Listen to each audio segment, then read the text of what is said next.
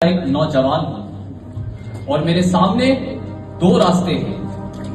کہ ایک راستے پر میرا بوڑھا باپ، میری بوڑھی ماں اور میری معصوم سی بہن ہے کہ جو میرے منتظر ہیں کہ میرا بوڑھا باپ میرے لیے سوالیہ نشان ہے کہ اے میرے لال تو کب میرے بڑھاپے کا سہارا بنے گا، کہ میری بوڑھی ماں مجھ سے یہ سوال کرتی ہے کہ اے میرے لال تو واپس کب لوٹے گا کہ تیرے لیے چاند سی دلہن لانی ہے مجھے، کہ میری بہن مجھ سے یہ سوال کرتی ہے کہ جب وہ مجھ سے مخاطب ہوتی ہے تو مجھے لاج دلارا کہتی ہے، مگر جناب صدر ٹھہریے، میں اس رستے پر نہیں چلتا اور میں اس رستے کا انتخاب کرتا ہوں کہ جس رستے پر میرے سامنے سب ہلالی پرچم لہرایا جا رہا ہے اور اس رستے پر کانٹے ہیں اور اس رستے پر پتھر ہے اور وہ پتھر میرے پاؤں کو چھنڈی کر دیتے ہیں، مگر میرا حوصلہ اور میرا جذبہ مجھے اسی رستے پر چلنے پر گامزن کرتا ہے اور پھر میں راشد منہاس کی صورت پاکستان مرد آباد کا نعرہ لگانے والوں کو لہو لہان کر دیتا ہوں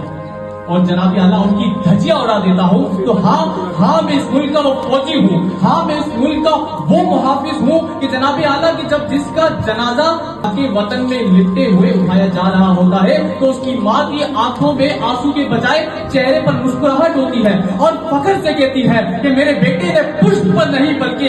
سینے پر گولی کھائی، میرے بیٹے نے پشت پر نہیں بلکہ سینے پر گولی کھائی۔ کہ جناب صدر یہاں ان بیٹوں کا خون شامل ہے کہ جن کی مائیں اپنے لگتے جگر کے جنازے پر کھڑے ہو کر کہہ رہی ہے کہ خدا نے مجھے 10 بیٹے بھی دیے ہوتے تو اس وطن کی خاطر قربان کر دیتے، کہ جناب اعلیٰ یہ خاک وطن تو جان ہے اپنی اور جان تو سب کو پیاری ہے۔ صدر علی وقار یہ خاک تو وہ خاک ہے کہ جسے اپنی جان سمجھا تو عبدالستار ایدھی نے ایک ایمبولنس سے اپنے سفر کا آغاز کیا اور پھر اس دنیا کی سب سے بڑی ایمبولنس سروس بنا کر خدمت انسانیت کو اپنی زندگی کا مقصد سمجھا کہ یہ خاک تو وہ خاک ہے کہ جسے اپنی جان سمجھا تو بول اٹھے کہ اس وطن سے محبت اگر جرم ہے تو یہ جرم میں 100 بار کروں گا، کہ یہ خاک تو وہ خاک ہے کہ جسے اپنی جان سمجھا تو طاہرہ قاضی مرتے دم تک اس ملک کے بچوں کی حفاظت کرتی رہی، کہ یہ خاک تو وہ خاک ہے کہ جسے اپنی جان سمجھا تو عبدالقدیر خان نے اپنا فرض پورا کر دیا، کہ یہ خاک تو وہ خاک ہے کہ جسے اپنی جان سمجھا تو مریم مختار نے پہلی خاتون پائلٹ کا اعزاز حاصل کر لیا۔ تو جناب اعلیٰ پھر میں کیوں نہ کہوں کہ یہ خاکے وطن تو جان ہے اپنی اور جان تو سب کو پیاری ہے۔ جناب صدر یہی نہیں، ارشد ندیم نے نیا اولمپک ریکارڈ بنا کر پاکستان کا نام روشن کر دیا، عرفہ کریم نے تعلیم کے میدان میں پاکستان کا نام روشن کر دیا، تو پھر میں کیوں نہ کہوں کہ یہ خاکے وطن تو جان ہے اپنی اور جان تو سب کو پیاری ہے۔ صدر علی وقار میں اس تقریر کا اختتام